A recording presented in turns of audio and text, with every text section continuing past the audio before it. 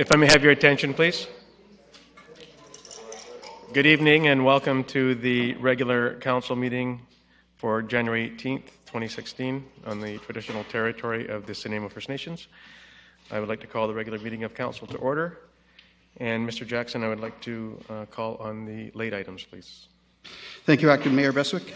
I have a couple of items here. Under 10A, it's the zoning amendment 4500.088 for the liquor store. That is being removed from tonight's agenda.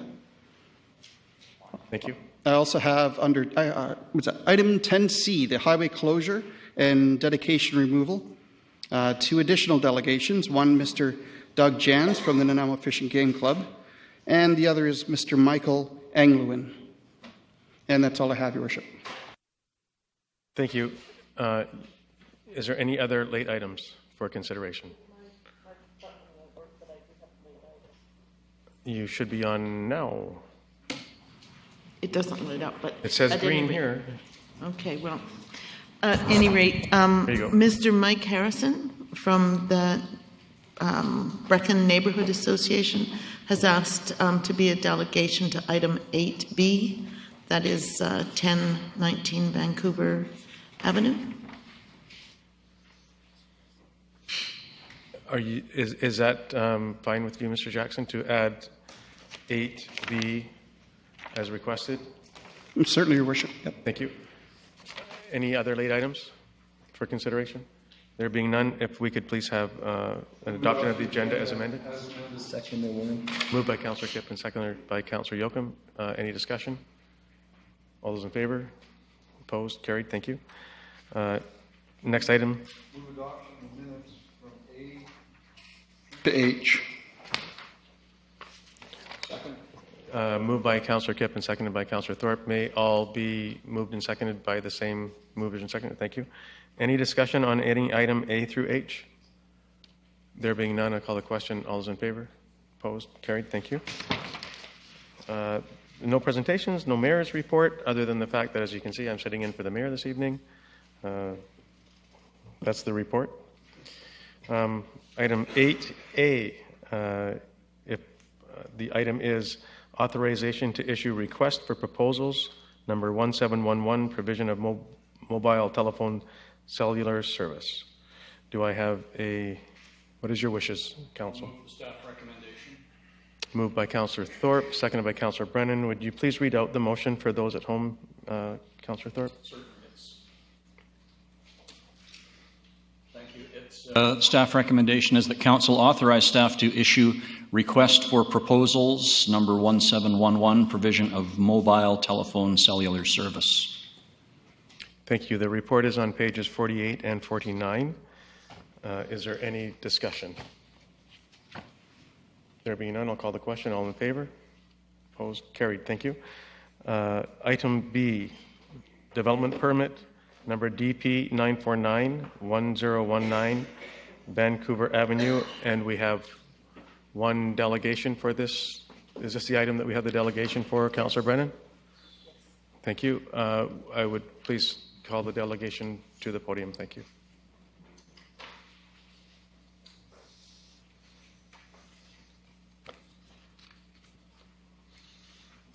Thank you, Your Worship, and members of council. The delegation sounds like a whole bunch of people, but just me. You're big. If you could just make yourself known, your name and address for the records. Michael Harrison. I'm the chairman of the Brecon Hill Community Association. I live at 280 Hemlock Street. Thank you. You have as long as you want. I'm the mayor. You can have as long as you want. The BHCA, Brecon Hill Community Association, does not agree with the staff recommendation to allow a variance into a riparian area to facilitate a specific house design. The staff recommendation for a vegetarian buffer does not address Brecon Hill Community Association's concern about unnecessary encroachment into a riparian area.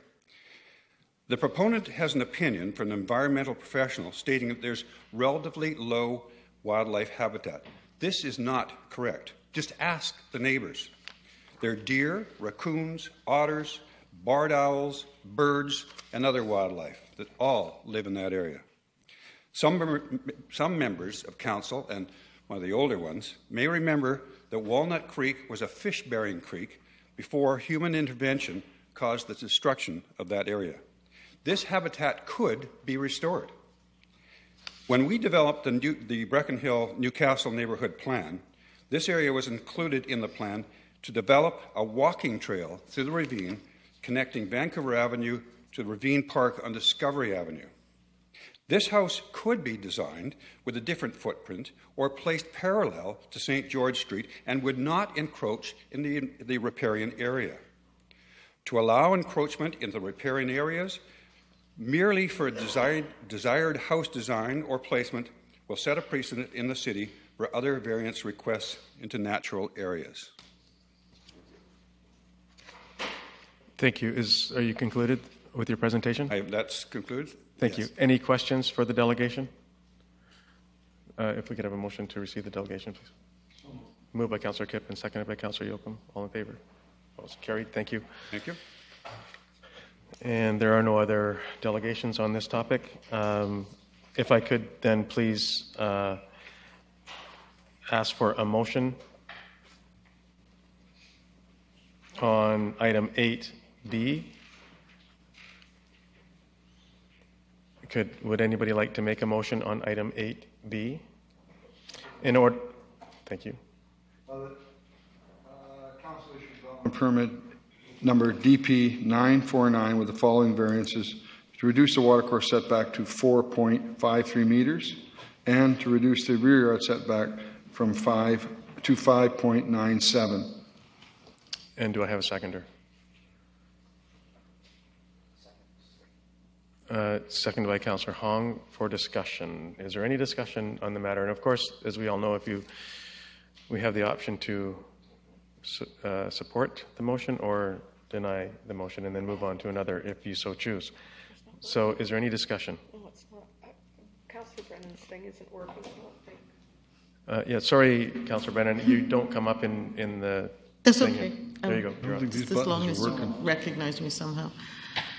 I have some questions for staff. Of course. I know that the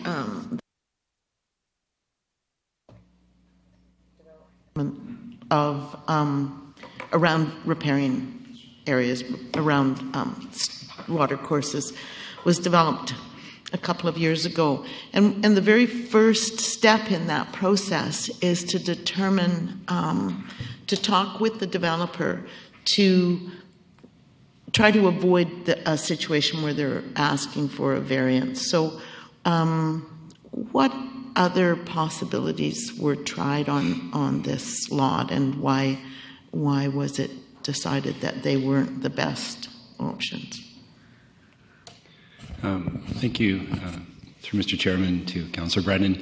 I think maybe to assist me with that answer, I would look at page 54 in your agenda, where there is a copy of the site plan, which shows the proposed house along with the top of bank and the 15-meter setback from that top of bank. I would note that the property is, in fact, this is an existing lot. It's been there for many years. So it has existing encumbrances on it, including an easement for access to a property beyond.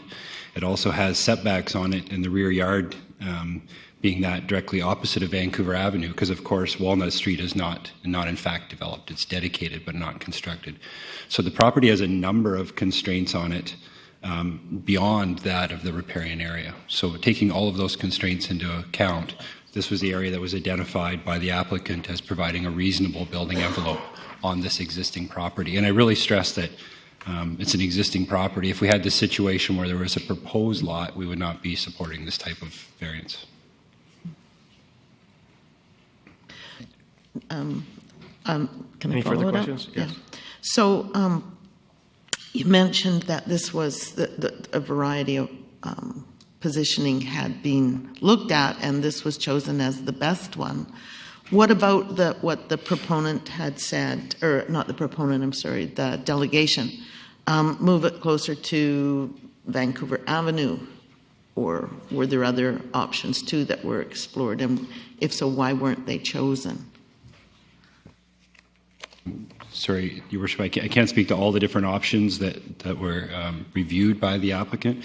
What I would say is if you look at the 15-meter setback from the top of bank and the existing easement, you see pretty clearly that at this point there's almost no building envelope on the property when you layer on all of those constraints. So almost any orientation of that building, taking into account that existing easement and the existing setbacks, would require some element of a watercourse variance. And this is the one that was reviewed, submitted, reviewed by their qualified environmental professional, and then reviewed by our staff, including the environmental division of the Parks, Rec, and Environment Department. Thank you. Thank you. Next is Councillor Thorpe. Thank you, Chair. I appreciate staff's information on that, and I appreciate the constraints on this property. That said, I'm not comfortable with this proposed variance, given that it's such a large amount, nearly 10.5 meters, when the required variance setback is 15 meters. That's 2/3 of it.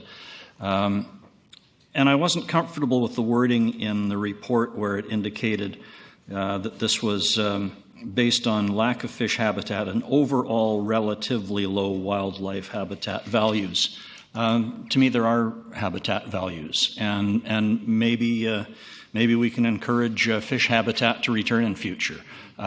So I have some serious concerns about this, and I'm wondering if there isn't a less intrusive option for the siting that could be looked at still. Thank you. Councillor Hong. You should be on. Thank you, Chair. I think that was some of the questions that I had that you guys, the staff, already answered. Was this the best possible position that the house can be located? Were there other options that were presented to staff? Because I would love to see more infill, but if it's going to take away from the natural environment that we have there, is this lot something that's even viable to become a lot where a house actually sits on it? Is that a question? Yeah, it's a question through the staff. To Your Worship, in terms of the question of is it viable, in staff's opinion, with these variances, the lot could be made viable, certainly. Great, thank you. Thank you.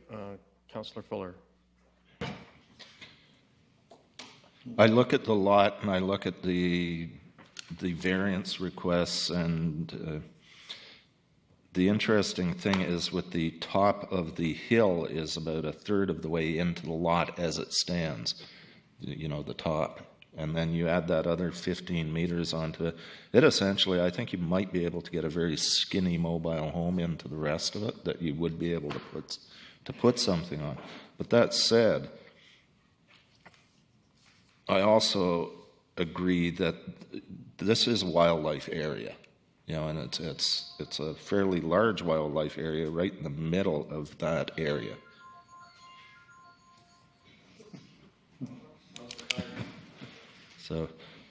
So the way I look at it, the lot is undevelopable without the variances, and I don't know how we would resolve that. Thank you. The next in queue. Do you have in a form of a question, Councillor Fuller? Is that you're fine with that comment? That's good. Thank you, Councillor Kip.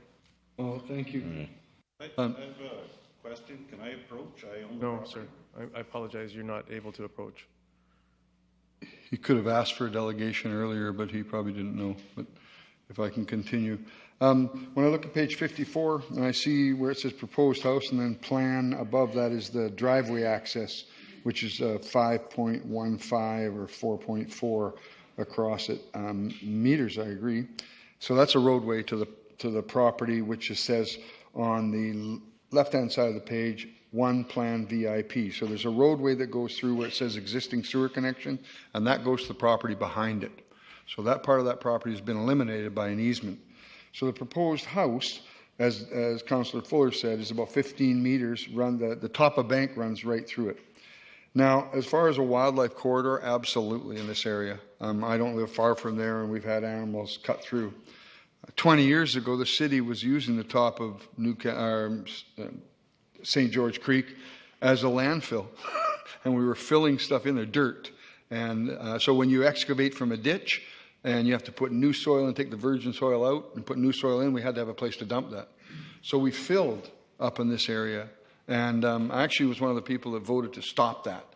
So that was crazy to use that area to fill, much to the chagrin of my friend Mac McKenzie, who used that as an area. So this area has been devastated over the years. And for myself, the way I look at it and the steepness of the area there, the garbage and the stuff that is in that little dip there, that's where people throw garbage and stuff. It needs to be cleaned a bit anyhow.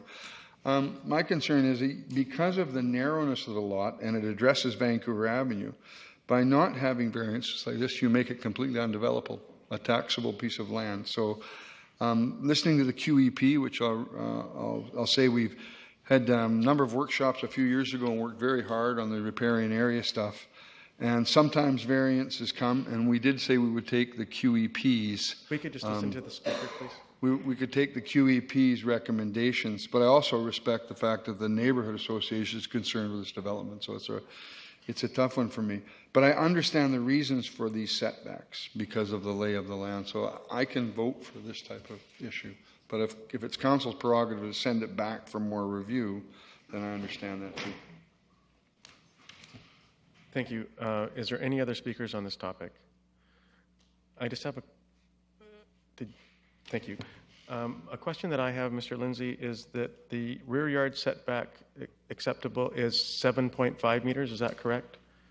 That is correct, Mr. Chairman. So Yes. the rear yard setback being asked for is approximately 1.5 meters. That's correct, yes. Thank you.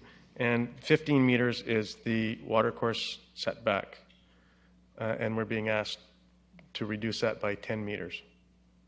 That's correct, to approximately 4.5 meters, yes. Thank you. And we're all familiar with the motion that is on the floor. Would anybody care to have that brought forward? So as you can see, it's a sensitive topic and it's a sensitive issue, and so much that we struggled to get a seconder. So I will ask now then, we will call the question. Would you please hit your button? Thank you. Sorry, Mr. Chair. Mr. Jackson, can I please hear the motion? I know it's in front of us, hearing the speakers and whatnot. Thank you. Certainly. The motion is that council issue development permit number DP 949 with the following variances: to reduce the watercourse setback to 4.53 meters and to reduce the rear yard setback to 5.97 meters.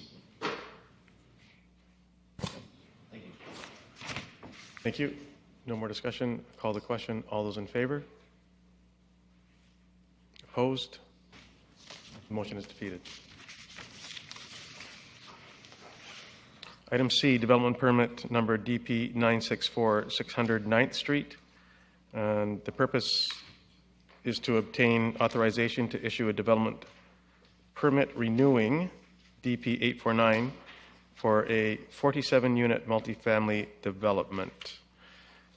Staff's recommendation is on page 3, and the report is on pages 60 to 76. What is council's pleasure?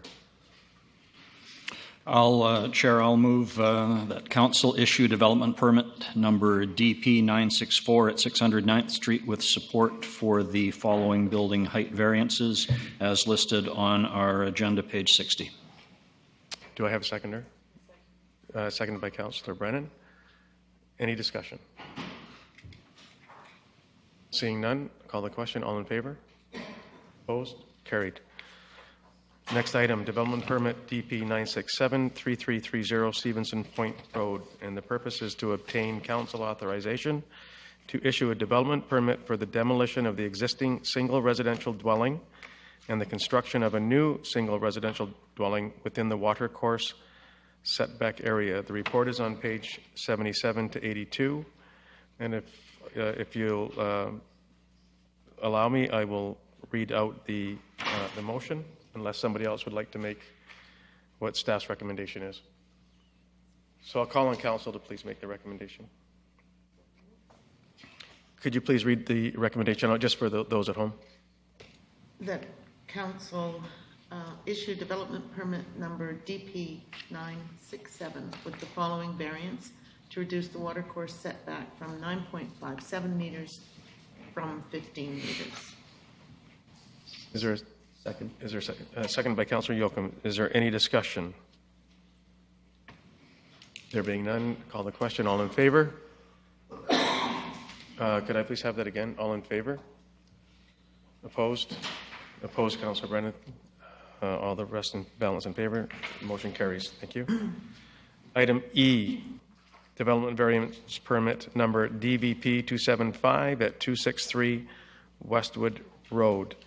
The purpose is to obtain council authorization to permit a flanking yard setback variance, sounds like a football term, in order to facilitate a residential subdivision. And I'm requested that council hear anyone wishing to speak with respect to DVP 275. Is there anybody in the audience that wishes to speak to DVP 275? For the second time. Do I have to do that 3 times? Not necessary. Not necessary? Thank you. There being none, then I would ask for council's pleasure, please.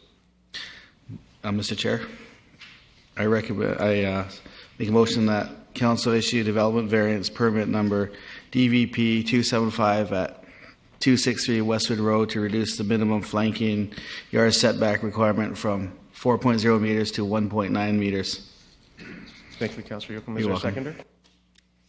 Second by Councillor Kipp. Is there any discussion? There being none, I call the question. All in favor? Opposed? Carried. Thank you. Item F, covenant amendment application number CA3-4750 Hammond Bay Road. The purpose is to present an application to amend the Section 219 covenant registered on title of the subject property by removing the requirement that a grocery store use occupy a minimum of 343 meters square of the permitted commercial gross floor area of 1,423 meters square. If you flip the page, the report is on pages 88 to 103, and there are 2 recommendations. What is council's pleasure? Yes, I'm sorry. I'll just have to clean the queue up here.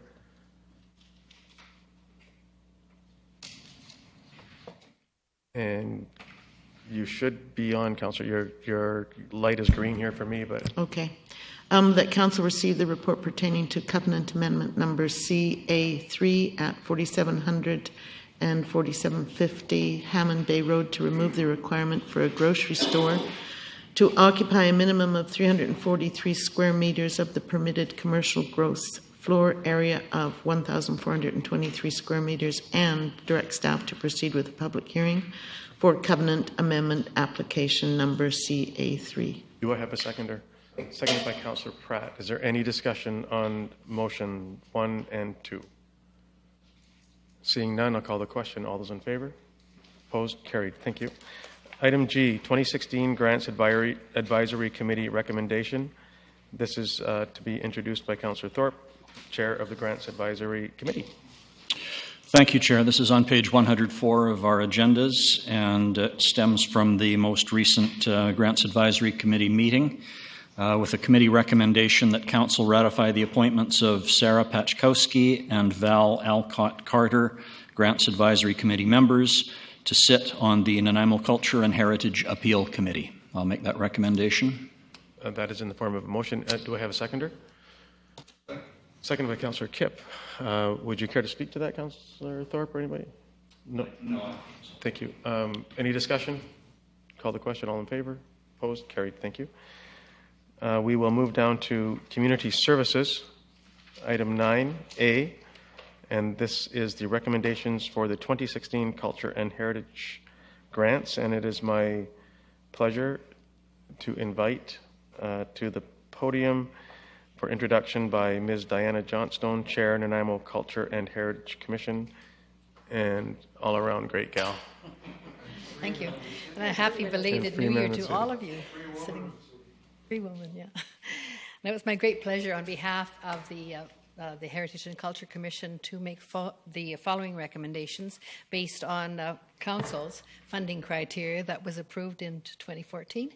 That Council approves the included 2016 Culture and Heritage Grant Funding Operating and Projects recommendations of $284,545 as outlined in your report, and also the 3-year operating grant funding for the following groups: as Vancouver Island Symphony, Nanaimo Festival Heritage Theatre Society, which is Theatre 1, of course, the Crimson Coast Dance Society, and the Nanaimo Conservatory of Music.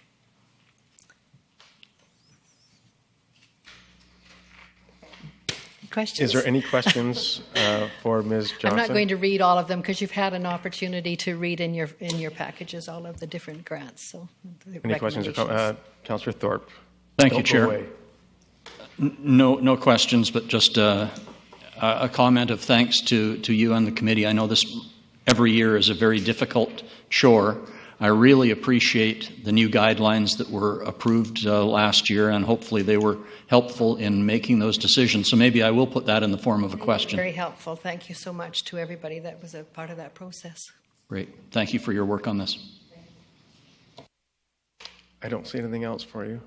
Okay. Always great to see you, though. You look very refreshed and relaxed, actually, now that you're not on council.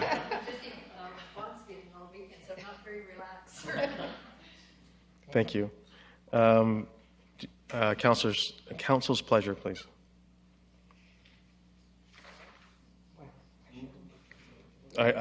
Well, we need to receive the delegation number. Moved by Councillor Gipp, seconded by Councillor Thorpe. All in favor? Opposed? Carried. Thank you. And so the Commission's recommendation is that Council approve. And would Council's pleasure please to read the Commission's recommendation? Councillor Brennan?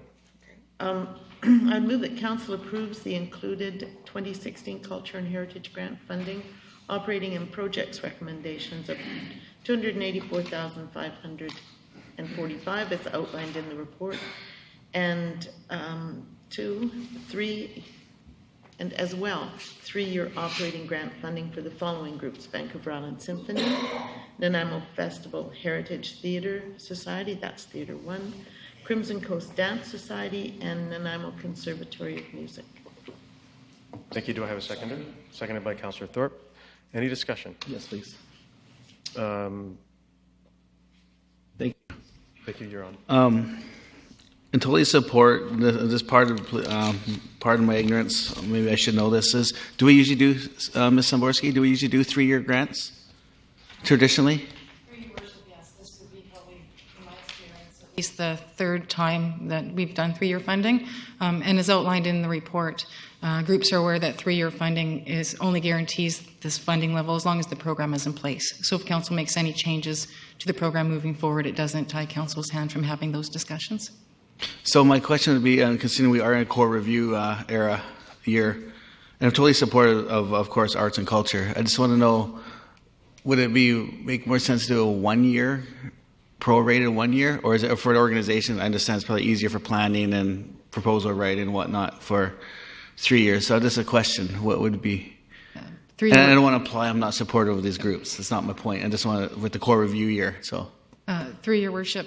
It actually is extremely helpful for the groups that have been recommended for 3-year funding, because they will also apply for 3-year funding on those bases with federal bodies. Again, we have let groups know that with it being the core review or any other year that council might look at grants, that it could change in future if the grant program, changed or ceased to exist. But it does provide them the assurance when they put in a grant application that based on the current funding program that they have been approved for 3-year funding. Just to wrap up, Mr. Chair, reading through the report the other day, I also I'd like to applaud Ms. Johnson and the committee for hearing sort of our conversation a year ago, where not everyone got 100%. It was in groups, there was less. Not everyone got 100%, so more people could get into the grant program. So I noticed the difference from a year ago, the change that was heard. Thank you. Thank you. Thank you. I have Councillor Brennan and then Councillor Pratt. Thank you, Your Worship. All of these organizations are really important to our city and to our culture and heritage. And I don't usually do this, but in this instance, in this year, I just want to single out the Nanaimo Conservatory of Music, simply because the conservatory's children's choir, the Nanaimo Children's Choir, has been invited to perform at Carnegie Hall this year. And one of only 2 children's choirs being asked to do so. And so I think that because that's such it's such a distinguished place for those children to travel to and sing, that really to single them out this time is probably not a bad thing to do. So congratulations to the conservatory, and particular congratulations to the children. Great point. Thank you. Councillor Pratt left and came back. Councillor Hong. Thank you. I actually just wanted to recommend how actually I'm pleased with staff on how they actually have percentage of budgets where they added this, so I actually know how far our city money actually gets us. So this is a very good addition to the information that we got this year compared to last year. So it's good to know that these organizations aren't solely dependent on city money, and they're getting money from elsewhere. So thank you very much. I applaud you on that change. Thank you for the compliment through staff and those that are working on it. Councillor Pratt, you're up. Thank you. This is my first year on this committee, and I have to say that I would just like to applaud the entire committee. This is an incredible undertaking to look at all of the applications, to go through the vetting process, and I was quite overwhelmed by it, actually. I was absolutely amazed at what an intricate process it is, and how deliberative it is, and how fair it is, and that there are people willing in our community to step up to the plate and look at this information and spend their time to really provide a fair process. So thank you to everyone on the committee who worked so hard to bring this to fruition. Thank you. Thank you. Ms. Zamborska, I just have one question. The 3-year operating grant funding, does the amount remain the same for those 3 years, or does it have an automatic index? So the amount would remain the same, and typically it wouldn't preclude groups from applying for additional funds, maybe if things would change. But that, again, would have to be assessed and to see if there is value and merit to do that. So no, there is no automatic indexing of it at all. It remains the same. Thank you for that. Seeing no more speakers, we have 2 motions, 1 and 2, on your agenda package. I'll call the question. All in favor? Opposed? Carried. Once again, it's my great pleasure to welcome back Ms. Diana Johnstone. When you make it back up around all those curling and Got beat soundly by a young group of Korean women that are on the island right now training for the Olympics. But we made it to the finals in the A event, so we did okay for a bunch of little girls. If I'm just before you start, I'll just for the audience and for those at home, this is on the 2016 Temporary Public Art Selections, and you will be introducing. Thank you. Thank you very much, Your Worship. And it's my great pleasure again on behalf of the Heritage and Culture Commission to ask Council to approve the 2016 Temporary Public Art Selections as follows.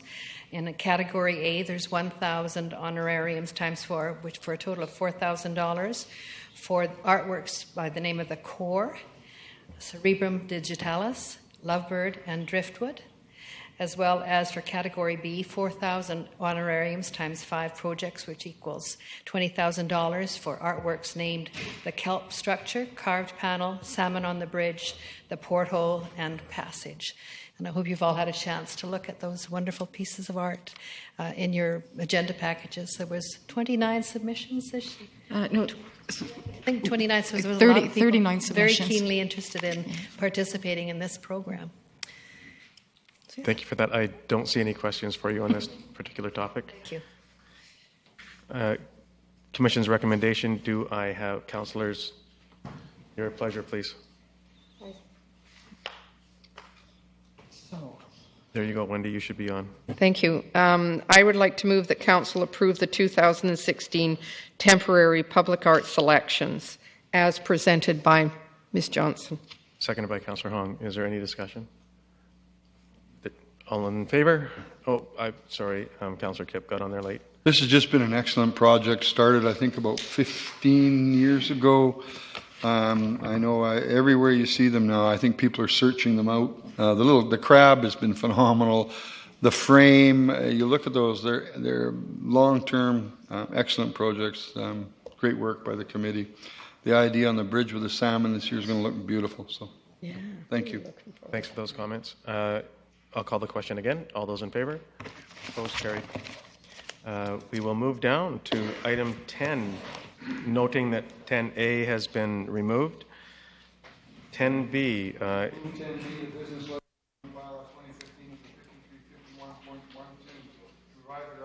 Food trucks in the city of Nanaimo passed third reading. Seconded by Councillor Thorpe. Is there any discussion? There being none, all those in favor? Opposed? Carried. Thank you. I move the business license amendment bylaw 2015 number 5351.12 be adopted. Seconded by Councillor Thorpe. Any discussion? All those in favor? Carried. Thank you. Item C, 10C. We have 3 delegations for item C, highway closure and dedication removal, a portion of Shenton Road and Diver Road adjacent to 3789 and 3801 Shenton Road, bylaw 2015 number 7180, and we have delegations Mr. Taylor, Mr. Jans, and Michael, and I apologize, I didn't catch the last name. Michael Englund. So Englund? Englund. So you have, Mr. Taylor, you have as much time as you need. You have to excuse me to get through this, please. Acting Mayor Bestwick and council members, I oppose Diver Road closure. Diver Road is the only public access to Diver Lake, providing an area for launching non-motorized watercraft on the east and north sides of Diver Lake. A non-motorized Transport Canada rule applied for years ago by the city. After this information, I ask, where is the Transport Canada sign of no motors, which was installed on Diver Road? It appears to be discouragement of the public access to use their publicly owned lake. Diver Road is annually stocked with fish for the enjoyment of the public. Rainbow, cutthroat, and smallmouth bass are not only for private landowners surrounding the lake. The proposal to close in trade for park area at 3101 Shenton Road with adjoining marshland again eliminates public access to our lake. And if you see the picture on the screen right now, if you can look to the left side of the screen, you'll see a car down a road there, and that's alongside Steve Marshall's Ford business. And you will note it can only get halfway towards the lake. So all that area, and you've got a creek that demands protection, distance protection, fish-bearing creek on both sides. And then you have a proposal, which you can show the next slide, please, of that blue area, which is marshland, bush, everything else. Like, good luck. We are in about, if we consider this to eliminate public access to this lake. The proposal to close in trade for park area at Shenton Road with adjoining marshland again eliminates the public access to our lake. Councillor Brennan's statement to support gaining marshland to protect is very misleading. We do have rules, Councillor Brennan, demanding the developer, including the public, to protect, which includes distance and measurement, water courses, which includes marshland, especially fish-bearing water courses. Of note, the paved road next to Steve Marshall Road only goes part way to Diver Lake due to marshland. Next to this road, there's fish-bearing stream from Long Lake to Diver Lake. Yes, Councillor Hong, no pavement on Diver Road. That is best environmentally safe, pollution-free, no oil byproduct from the pavement into the lake. Just remember, the $1 million of an underground oil separation tanks installed on Country Club parking lot with no city bylaw to maintain. Guess when full of oil will overflow to Diver Lake. And by the way, there will be an oil separator for the new development of the balance of the property, please. And I hope Councillor Hong watches that to ensure there's oil separator for the parking lots and everything else in this new development. If we demand $1 million expenditure by commercial industrial people, we can certainly demand them for anybody else. The simple way to protect the public access is to demand Diver Road be relocated to the south side of 3789 Shenton Road in order to permit a continuous parcel of land for the owner, developer, protecting the marshland on his land as a condition of development. Again, I remain against the closure of Diver Road, and I believe you may be seeing some pretty pictures from the lake looking at this road access saying it's not developed. I'll remind you of the large public use once I cleared out the access to Long Lake from the rest stop area. It can be done here too. We can't afford to give away public accesses to public lakes. Thank you. Thank you, Mr. Taylor. I see a question for you, Mr. Taylor. Councillor Hong. Thank you. Thank you for your presentation, Mr. Taylor. Can you bring back the other slide? Just a minute, right there. Is it possible for us to relocate then? Would you concur that we move Diver Road to just above their property at 3801, where that number is? No, because you need to see a photo before that with all the marshland and everything in front of it, sir. You are moving into marshland, etc., which I wouldn't even support pushing a road through and developing.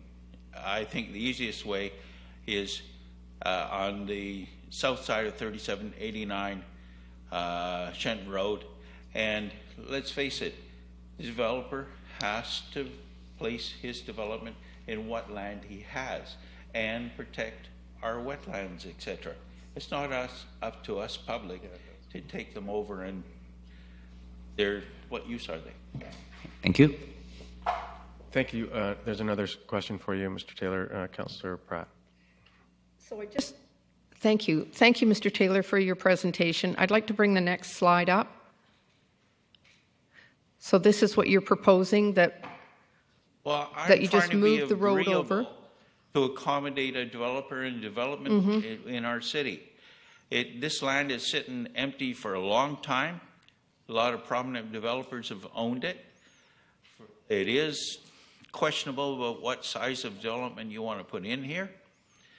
And I'm agreeable that we need to cooperate, not take the bad end of the stick, sorry. I commend you for coming up with a solution, and it looks like a good solution to me right now. Definitely need to get some feedback from staff and so on, but thank you very much. Well, I'm aware you may see some pretty pictures from the lake at this Diver Road access. Remember, I took jackhammers and everything and some people over to Long Lake Rest Stop with the permission of highways and fixed up the access, and the public love it. They like to get on there, fish, motorboat, everything. In the past, it's been 5 accesses of road accesses that the city has refused to open up for access to Long Lake. Thank you. Thank you. There's no further questions. Thank you, Mr. Taylor. Next is Mr. Jans.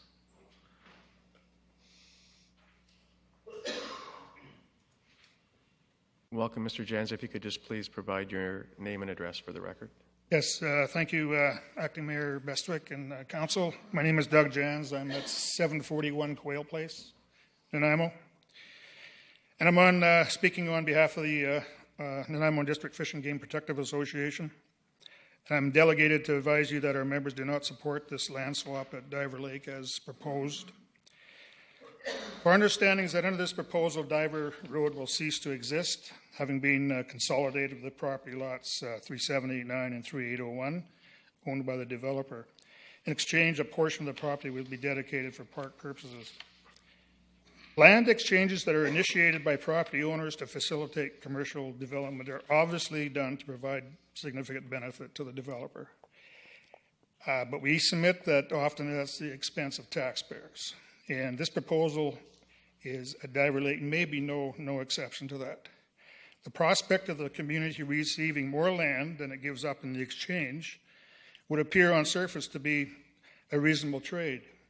In reality, however, even if the difference in this case were considerably greater than proposed, the public is foregoing the opportunity to maintain existing access for small watercraft to Diver Lake. Or alternatively, the public would be expected to support taxpayer expenditure for upgrading an alternative site, if indeed one is available. So other than the fishing float located on the south shore in Diver Lake Park, which, by the way, was constructed by our club in 1994 and has been maintained by the city since, there's very little opportunity for anglers to cast from shore due to the abundance of aquatic weeds and the lakeshore vegetation, which forces anglers to fish from small motorless vessels. The Diver Road access to the lake, as we've just heard, is the only corridor where dedicated anglers can launch a small boat, albeit with great difficulty in current condition, to fish beyond the weeds in open water. Because it is becoming so difficult to launch a car boat or canoe, angling opportunity is currently underutilized in Diver Lake. And if you heard from Mr. Taylor, Freshwater Fisheries Society stocks that lake annually. It does receive quite a bit of fishing recreational experience from the fishing dock, but it is underutilized. Overgrown access to a fishing destination is relatively easy to fix versus gifting away that access to a private enterprise. The staff report to council indicates, quote, staff is satisfied that the value of the additional park dedication and improvements is generally consistent as they relate to a development proposal of this size. So with all due respect to staff, we find this totally unacceptable. The only consistency that should be applied in this proposal is that if the developer eliminates an access corridor, the developer replaces it at their cost with an alternate site of at least equal value. We see nothing in this whole proposal that even recognizes public access rights to Diver Lake. The permanent loss of a rare, if not unique, access to Diver Lake is, in our opinion, too high a price to pay just to give Diver Road to a developer. Those public rights access are on the provincial books for a reason. They were imposed to ensure that all of our citizens have an opportunity to access lakes and streams in this province. In the 1970s, our club took up the challenge of opening up over 100 public beach access routes to the Strait of Georgia, from Yellow Point to the South and Northwest Bay and the North End. Not surprisingly, a few residents living next to those access trails were less than enthusiastic about the project, but the vast majority of the public were very supportive for our initiative. How does this relate to the current proposal? We see a similar principle. Diver Road is just another access corridor, but a most important one that could determine whether or not the public has access to their lakes in urban areas. Rather than eliminating the most important access to Diver Lake, we should be opening up more access to local streams and lakes. So we offer an alternate option, and Fred Taylor has identified one on one side. We're looking at it, but we haven't done any intensive field inspection, but we thought that it may be possible and feasible in the location of the boundary between lot 3801 and the dedicated park area. If you recall the picture that was up there recently, it's sort of the smallest distance from the road to the lake, and we feel it could be possible to construct a rustic one-lane gravel road constructed by the developer that would provide adequate access with minimal disturbance to the environment. That is to be explored in detail, but So there are some options here other than just totally shutting down public access to a public lake without any kind of recourse. Thanks in advance for giving your full attention to our concerns. Thank you, Mr. Jans. Please don't leave. You have 4 speakers to start with Councillor Pratt, Councillor Thorpe, Councillor Kipp, Councillor Yoakum. Councillor Pratt. Thank you, Mr. Jans. Appreciate your presentation. My question is that you said you were looking at an alternative access. What? So my question is 2, I guess. You were talking about the shortest distance between the road and the lake? Yes. On this property. Does that mean that place right in the center of the property? That's the westerly boundary of 3801 and the dedicated area for park. So it coincides with that boundary. I guess it's a proposed boundary. Although Okay. I'm not sure if that's. I'm sure I saw some survey stakes out there. I don't know if it's already a done deal in terms of that subdivision, but anyway, where that boundary is, it was on a previous slide. Anyway, it's. So you're talking about on this side? Talking about on the west side.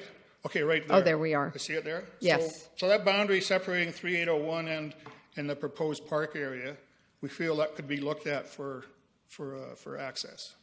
Thank you. And we also did consider 3789 as well that Fred Taylor identified. Either one of those. Yes. Thank you. Thank you, Mr. Jans. Councillor Thorpe. Thank you, Chair. Thank you, Mr. Jans, for taking the time to appear this evening and give us the perspective from the Fish and Game Club. Appreciate your comments, appreciate the fact that you've presented us with some options. And I thought you made some very good points, and I especially heard your point about the increased difficulty of angling from the shore because of the weeds and the milfoil and so on. So boating access, I think, is increasingly important. So that's definitely a point worth noting. Thank you. Thank you, Councillor Kipp. Oh, thank you. Mr. Jans, do you think that it's called Diver Brook, the little creek that Mr. Taylor has talked there? Yeah. It's the original name of it, Mr. Taylor shaking. It's called Diver Brook, I believe, and it runs to Long Lake. Yeah. But most of it's underground. I'm not certain of any fish are going that way anymore. That if the way it's proposed now, where it is under the top left Shenton Road down by the creek there, is there the ability? I mean, it's a long way from the road through the weeds there, but it would be possible to put a boardwalk through there for launching capabilities and fishing on that side over top of some of that and improve some of the creek access and try and complete more of it? Or would that be too big of a project? But that's the buffer around that existing stream. Yes. On there.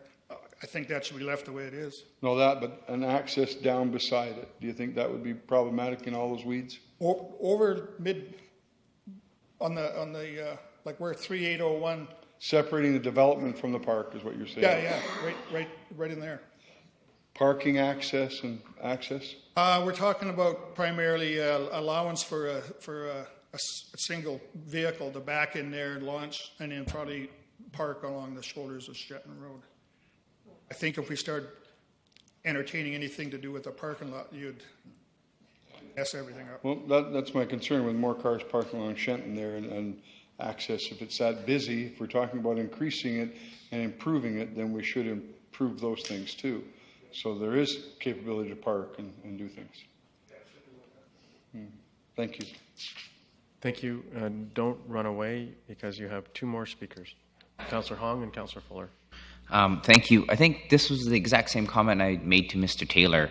Why don't we put it right above where it says 3801? And he said that it was too much marsh. Right, but as you're I say, saying we that haven't this is looked what at you it in detail. There's certainly the marsh starts encroaching. The further you go west, like the deeded area for park on the west side of it, the marsh is probably halfway up that lot. But further back, where I'm talking about, I think there's still some marsh land there. But we could minimize the disturbance. Thank you. Thank you. Councillor Fuller. I like the idea of putting it on that that side myself, because that actually is where there's the least of the marsh is there. If you look at the maps and you look at the pictures. Yeah, if you look at the satellite image, it shows up further. Yeah, and it's quite close. And I was up there today, and the shoulder of the road is actually quite wide there. So it's very easy to park there. I mean, I parked there, and then I walked down to Diver Road to check that out. But I would actually like to see it moved over to the west side of right beside the park. Has staff looked at that option? There is no motion. There is no motion for staff to look at. No, I just, with the development and all that and the proposals going forward, I just want to know if they have looked at it as an option. Mr. Lindsay? Thank you, Mr. Chairman. I know you have at least one more speaker, but I did have some slides that I did want to talk about with council, but just to give you a little more background, because while we haven't looked at alternative access for a boat launch, certainly the idea of having a trail connection around the entirety of a lake is something that's been in our minds on all of these applications, and it's something piecemeal as we've had applications come forward, we've been able to secure, much like we would secure the opportunity to build a trail along this entire rear property adjacent to the lake, secure that through the associated rezoning process. So I can talk about that a little bit more with some images if that helps. Thank you for that explanation. You're very popular, so I respond would you to like? that? Absolutely, you may. Yeah, I mean, we're all in favor of having a trail around the lake there, but that does not address the issue of accessing the lake for fishing. Yeah. And that's, there's all kinds of programs, fishing in the city, all targeted towards kids, Freshwater Fishing Society, BC Wildlife Federation, all kinds of programs. And I mean, this is just an ideal situation, being in an urban setting like this, to develop those kinds of programs. So, yeah, we want to see access to the lake. Thank you. Councillor Brennan, Councillor Yoakum. Actually, what I was going to do was ask Mr. Lindsay some questions, so I'll wait until the delegation. Councillor Yoakum. Thank you. Thank you for your presentation, sir. Where the proposed trail may go, I'm looking at Google Earth here. Oh, you guys have it there as well. Is there enough space from the road? What's that road, Norwell? Shenton. Is there enough room on Shenton there for, I like the idea of more access. I love what you're saying about programs and for kids and schools and whatnot. Is there enough space there for parking? Just some basic gravel parking there as well. If we're going to do a road, we might have to make it accessible, make it like user friendly, and people get at her and get their boats and canoes out there and go for it. Well, that question has been brought up, I think, in terms of parking. So I can't really speak to that. It's like an engineering thing. But I guess the other thing, too, is it wasn't clear, but there was, in the staff report to council there was a reference to that the applicant has agreed to construct works and services in front of the park boundary.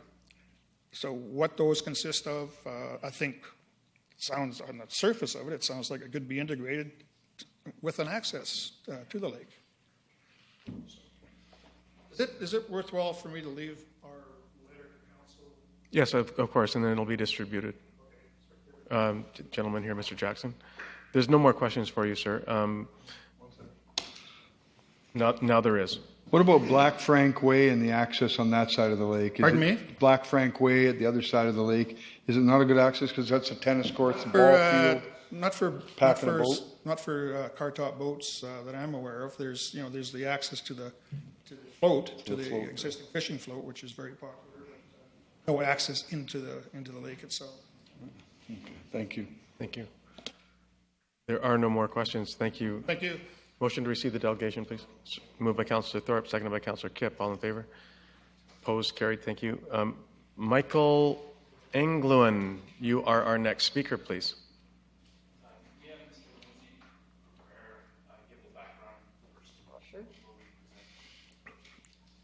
Sure. Is this a coordinated effort between the two of you? No. Oh, so you would prefer to have staff make their presentation? Yes. And there may be some questions from council to staff as well? Yes. Okay. Are you amenable to that, Mr. Lindsay? Is that out of order?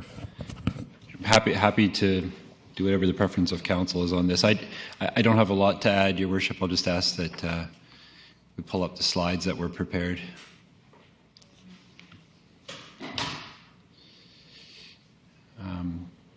Just some images from the road down to Diver, but really what I wanted to talk to you about was this plan here, and just set in a little bit of context of, again, what I was mentioning in terms of this attempt to ultimately secure a trailway around the property. And I certainly, I'm not debating with the speakers that went before. I certainly understand that a trailway doesn't fulfill what we're hearing as the desires from the speaker this evening in terms of boat access.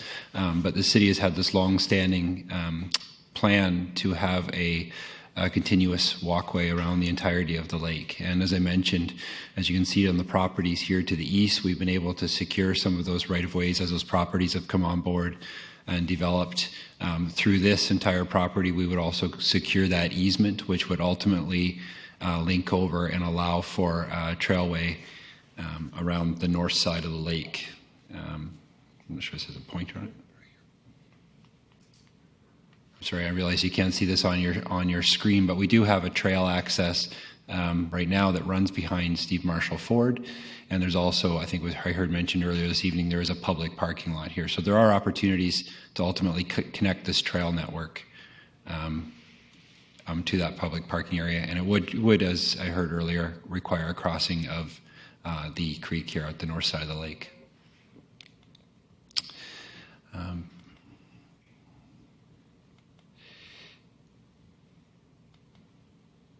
This is just some images of the park on the other side of the lake that you've also heard about this evening, where there is parking, but again, it's primarily limited to pedestrian access. I thought I had another image that showed the properties closer up, but I just want to comment on the suggestion that was made about possibly looking at moving an access to the north end of the site here, if I understand what Council's talking about, just on in this area approximately at the narrowest part. And if the proposal was ultimately approved by council, that area would become parkland, and there would be opportunities to develop that parkland for access, for boat ramps, or I should say for access to the lake, subject to being technically feasible, if there's the ability to go through that area. I mean, staff have not looked at that in detail. I don't want to give you the impression that I think it's a slam dunk by any means, but I think there's certainly an opportunity, once that is our property, to look at those types of opportunities for access. As council is aware, this is also running concurrently with a rezoning application on this property. That rezoning application, just to remind council, has received first and second reading, and it's scheduled now to come forward to a public hearing in February. So these items are really running in parallel. Council, if they proceeded with this, would have the public hearing, and then it would return to council for consideration of final adoption of both the rezoning and the road closure. So we're trying to bring those forward at the same time.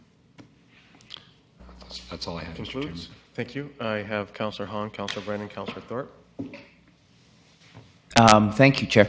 So what wasn't made clear to me from Mr. Taylor's presentation was, Steve Marshall's property. So theoretically speaking, where he says public parking and trail access, that's our property?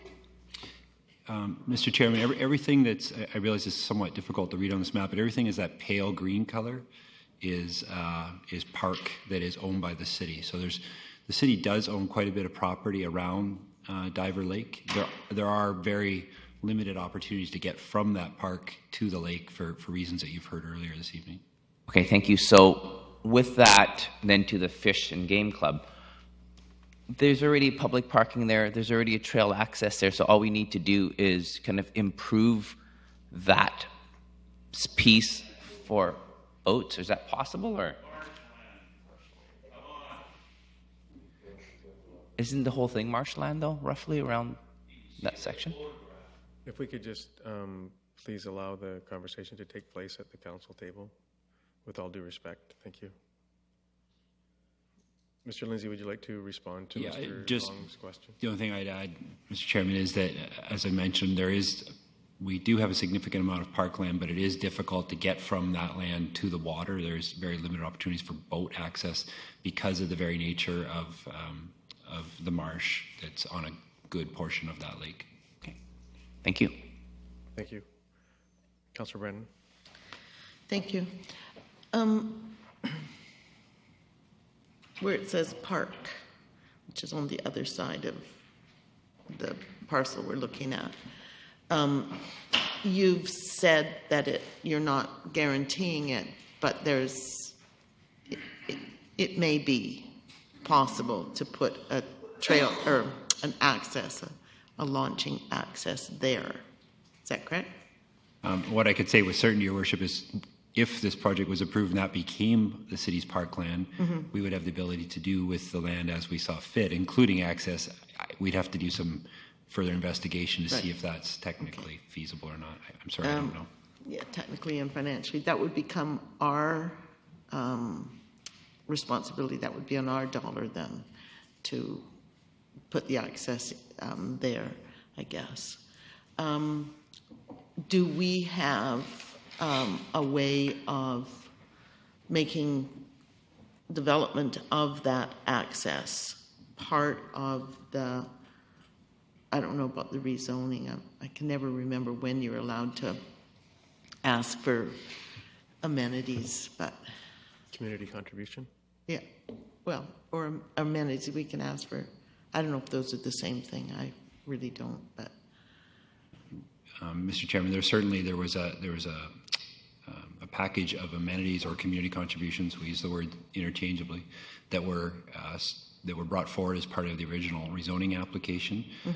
And part of that included the area that we're acquiring for the trail, but also it included, as you heard mentioned earlier, the provision of works and services along the entire frontage, including the area that's to become park for the city. So ultimately we would see the road standards completed along that entire frontage. So that was where the areas that were identified, and those were the areas that council directed us to secure subject to approval.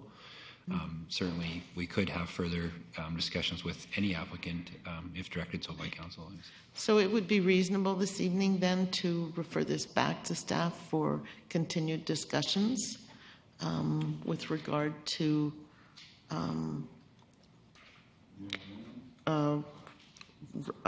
just launching access for boats,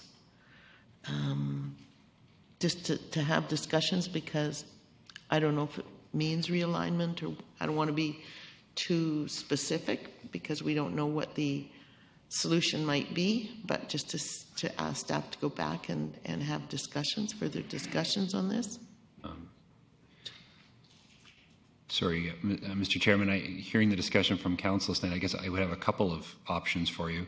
One is, again, that this is running parallel with the rezoning process, and you have a public hearing coming up next month.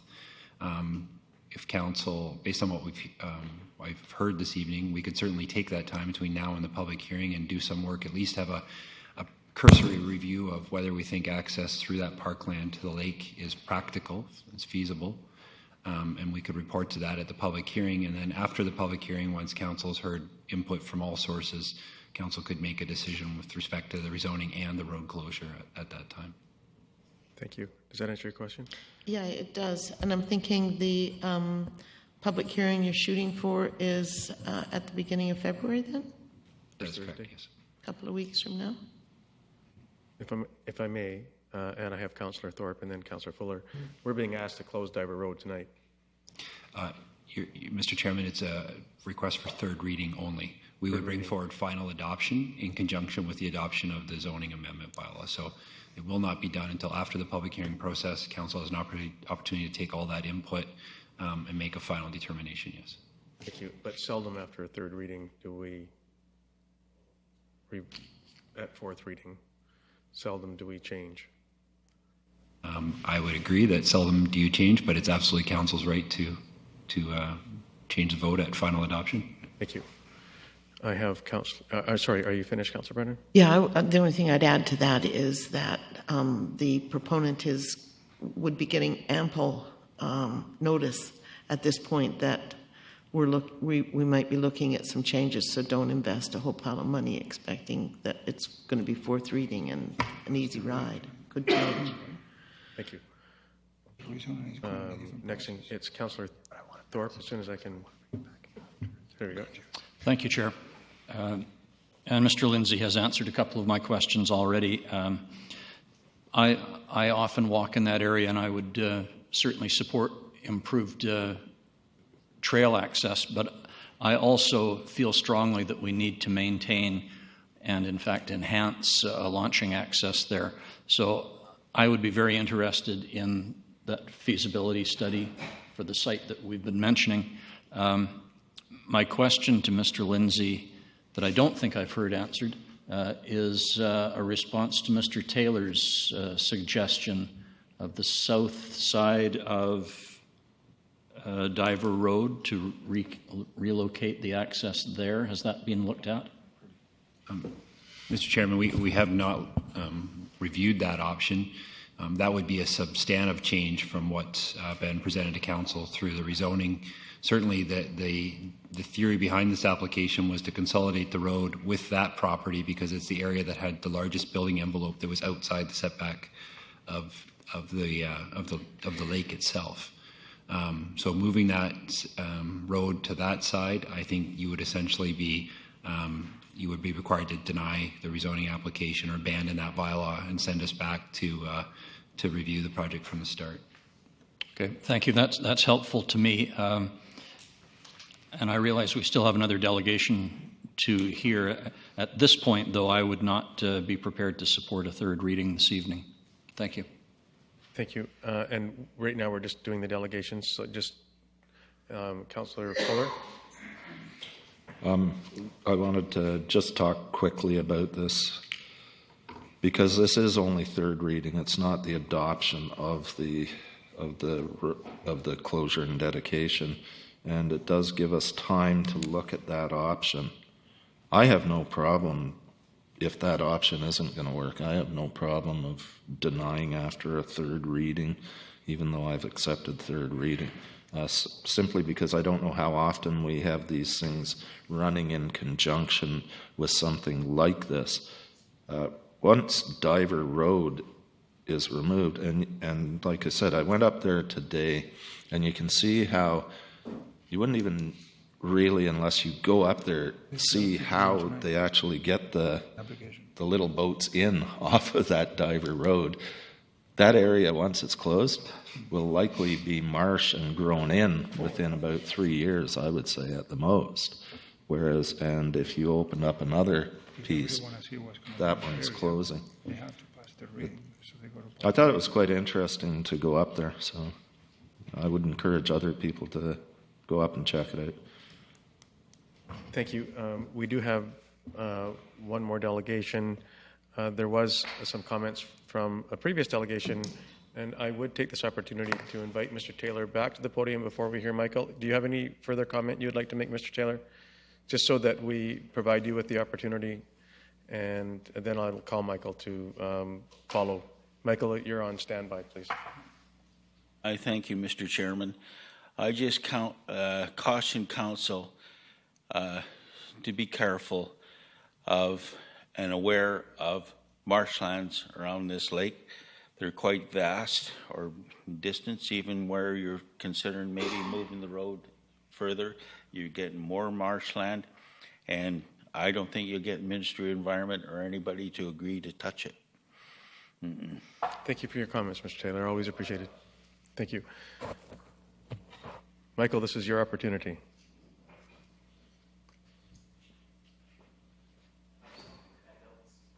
Yes, please.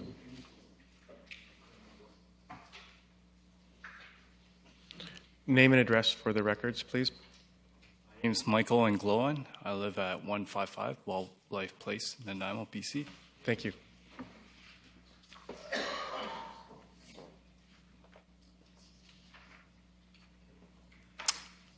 I just want to speak. Just this photo is 3789 Shenton Road is the house that I grew up in, and my mother still lives there. She's been living there for 29 years, and she's retired, and can we go to the next slide, please? And so I went to Mount Benson Elementary, and I went to Wellington. So I learned how to fish on Divers Lake. As you can see through these slides, the pictures here shows my mom. What she does is she cuts the road access because she doesn't want the vegetation to go onto her lawn.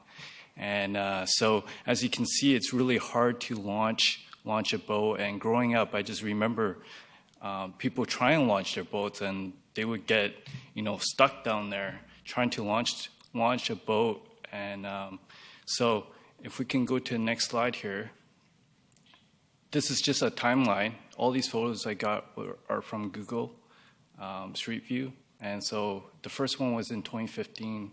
This one's 2014. And go to the next slide.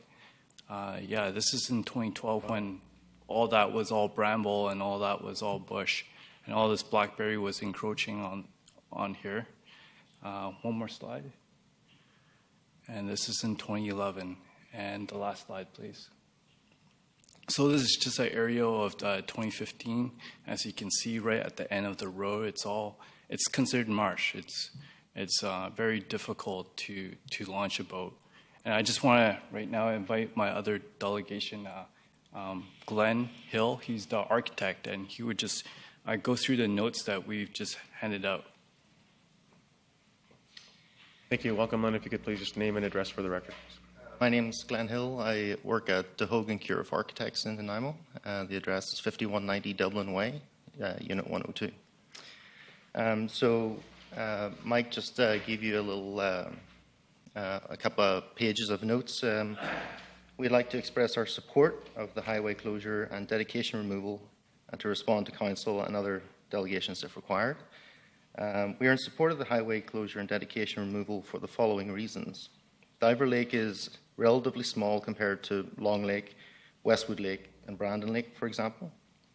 Diver Lake is currently set up with the same public access as these lakes, with park facilities, vehicle parking lots, and an opportunity to launch a boat on the other side. Diver Lake has 7 potential access points to the lake. These are located on the map that's attached. They are at Diver Road, Kenworth Road, Oriole Road, Black Franks Drive, Landgren Road, Ardon Place, and the trail access adjacent to Steve Marshall Ford on Shenton Road. Diver Lake is surrounded by environmentally sensitive setbacks. The south end of Diver Road is included within the environmental setbacks. The only area around the lake without environmental setbacks is at Diver Lake Park. The proposed bylaw is not only a road closure, it's a land exchange to create parkland. Please refer to the minutes of council on that adoption. The land exchange, in conjunction with our development proposal, will allow the continuation of the intended public trail around Diver Lake. Should the city determine that there needs to be an access on the north side of the lake, the proposed parkland offers approximately 3 times the water frontage for public access to the lake, allowing for many different options to be able to provide the access that is becoming more of an important issue. Thank you for your time. Thank you very much, Council. Do you have any questions for Len? No, I don't see any. Sorry. Michael, are you coming back? No. You're finished? Any questions for Michael? No questions. Then I would seek Council's will, please, on item C on page 6, that highway closure and dedication removal, a portion of Shenton Road and Diver Road adjacent to 3789 and 3801, Shenton Road, bylaw 2015, number 7180, pass 3rd reading. Do I? The pleasure, please. I would move that we take this, that we pass 3rd reading on this. So you're moving the recommendation? I am, and then I wanted to speak to it. Thank you. Is there a or second? give instructions to staff. I'm not sure if that has to be in the motion or not. Thank you. So moved by Councillor Brennan, seconded by Councillor Fuller. And Councillor Brennan, you're up. Okay. Well, as Mr. Lindsay said, we can turn this down at fourth reading. If we're not satisfied that what we want to happen here can happen, then we can turn it down at fourth reading. But we don't lose time for the development, and I understand those things are important to people who are investing money. I don't want to lose the public access. I think it's a really important public value that has been in our system for hundreds and hundreds and hundreds of years, and we need to honor that. I'd like to find a way where we can honor that without losing, either for us or for the proponent of this development. For me, when you look at the hierarchy, I would say that the public's access to the launching is the highest value for me. But I think that we can take some time and explore the question and find out just how we could do this in a way that doesn't impair the developer and doesn't impair the interests of our citizens. So for that reason, I'd like to pass third reading and see what we can do in the interim to satisfy both parties. Thank you. No questions contained in your, no question? Well, I mean, no, I think that the clear instruction there is for staff to, if it passes, that staff will start those discussions. Thank you. I have Councillor Thorpe and then Councillor Hong. Thank you, Chair. I'm prepared to support the motion for third reading on the condition that Councillor Brennan has indicated, and that is that we do get more information from staff on the feasibility of access. And I think it's important to note that it's not just public access. Yes, there's several points of public access to Diver Lake. It's launching access that I want to ensure is protected here. So that will be paramount to me, but I am prepared to wait and get more information from staff on our options. Thank you. Thank you. Councillor Hong? Thank you. Yeah, I will support the motion. Public access is important for launching boats, but I think with this development moving forward, the money that we can generate from taxes because of this development can build us a pretty nice little park in that area for all in that area, including boat access, because looking at it from the maps, I think it doesn't seem like there's any more marsh where it currently is now and where we could potentially move it up a little bit to the north side, or west side, I guess is what it's called. So I'm actually willing to support this and see if, staff can actually get us a road at the same time as the development is being done for boats. Thank you. Thank you. Is there any other first-time speakers? I see none. My question to staff is that we're all talking right now about conditions and interested in learning more and how we might be able to manage replacing Diver Road in the development and without harming the development, etc. The fact is that this is a motion without conditions. This is just simply a motion at third reading. This is a third reading that we highway closure and dedication removal of portion of Shenton and Diver Road adjacent to 3789 and 3801 Shenton Road, bylaw 2015-7180, past third reading. There is no conditions. Is that correct? That is correct, yeah, Mr. Chairman. So, but if council wanted to make a motion, I could certainly suggest some wording for you. So that being the case, it's all fair and well for us to sit here and say that, well, I would like staff to talk to them about stuff. That's not much of a direction to staff, and it's just anecdotal conversation that we're having about our thought processes as it relates to a potential trailway and marshland and replacement of Diver Road. And it might morph into something larger than a road. It might morph into a park and might morph into parking and other things, but the fact of the matter is that's not on the table. So what is on the table is passing third reading. And so if those are just my comments. Councillor Hong, do you have comments as well now? You're back on the... No? Okay, thank you. Those are just simply my comments. So if... Councillor Pratt? Thank you. I agree that the motion should be just the motion, and then we can deal with the other part after we've done that motion. That being said, I will ask a member of council to read out the third reading, please. And or do we have a... It's on the table now? Thank you. It's on the table. Are we all okay with it? Mm-hmm. Call the question. All in favor? If I could be recorded as opposed, please. Motion passes. Item D. Move highway closure and dedication removal of portion of Dundas Street adjacent to 604 and 606 Hillcrest, bylaw 2015 number 7220 be adopted. Thank you. Do I have a seconder? Seconded by Councillor Yoakum. Any discussion? All in favor? Opposed? Carried. Thank you. Yes, please. Can I make a motion right now with regards to directing staff to investigate the potential new relocation of Diver Road to the west of the parkland space of the current property? Does that sound right? How about if we direct staff? Yes.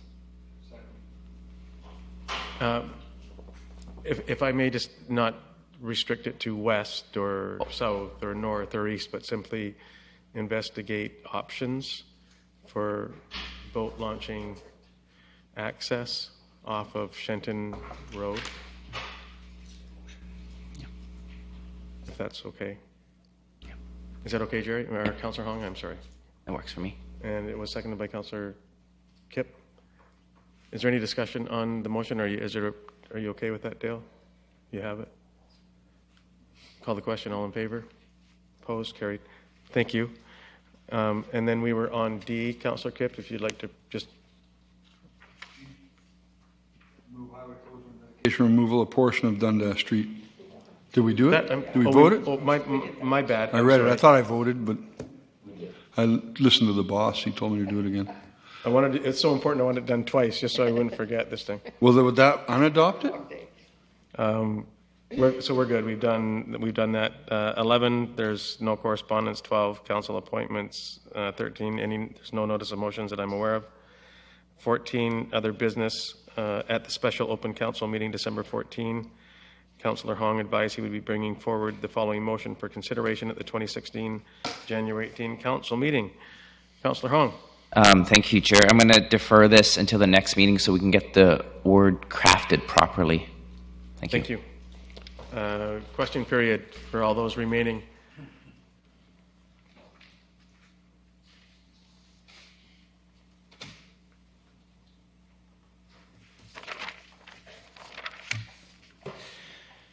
Acting Mayor Bestwick and council members had some discussion about St. George's Ravine tonight. Are you aware that the demolition of a several-story cement high-rise at the corner of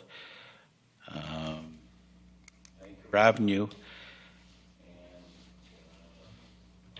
town site was dumped in that ravine in large chunks of concrete? Is it still there?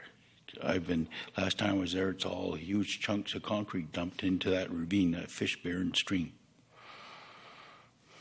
I wasn't aware of that, and I appreciate you bringing that to our attention. And you've been trying to fill and cover it in.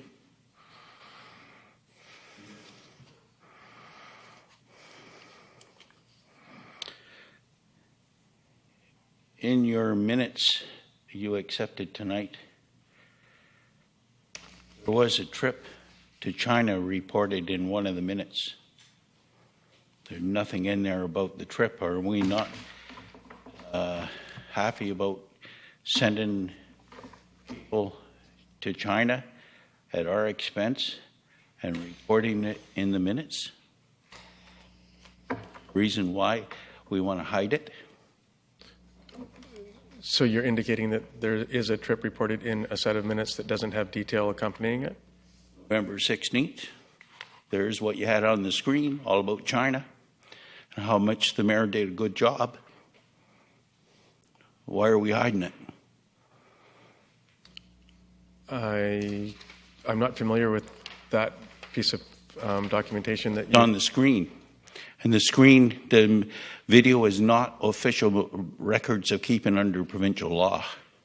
It's what you've passed and written are not correct. Could you please share that with us and leave that with us, and we'll make sure you get that back? Well, how many more of the minutes are like this, missing stuff? I'm There's a good one. Trip to China. The taxpayers paid for it. And I'm waiting to ask a question with that in the minutes, because when that happened, you had 2 large freighters loading logs down here. And I'd be interested if the people we send to China go over there and say, we need jobs over here, your money to build more sawmills, because we've lost about 6 or 7 in the city limits. And it's more economy to our own town, producing those logs into something finished instead of seeing them sitting out there going to China or wherever and sending people over there at taxpayer expense. What is it, a ferry trip, or what is it? Mr. Taylor, I can assure you that myself, and I don't believe anybody at this table would like to have any information protected that should not be made public, and I would refer to Mr. Jackson to ensure that any information that we have at our disposal as it relates to this specific topic will be made available. Mr. Jackson, is that something that we can confirm to Mr. Taylor and those in the TV audience?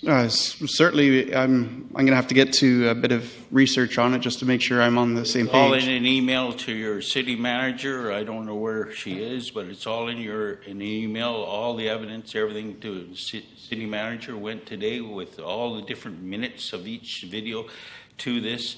And where's the correct minutes?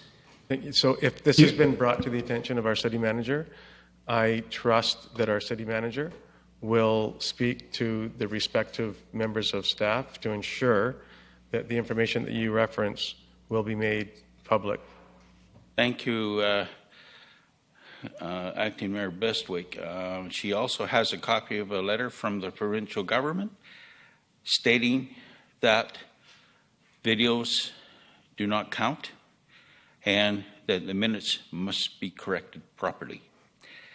And in that regards, I would also point out that Councillor Hong asked several questions about neighborhoods on December 16th.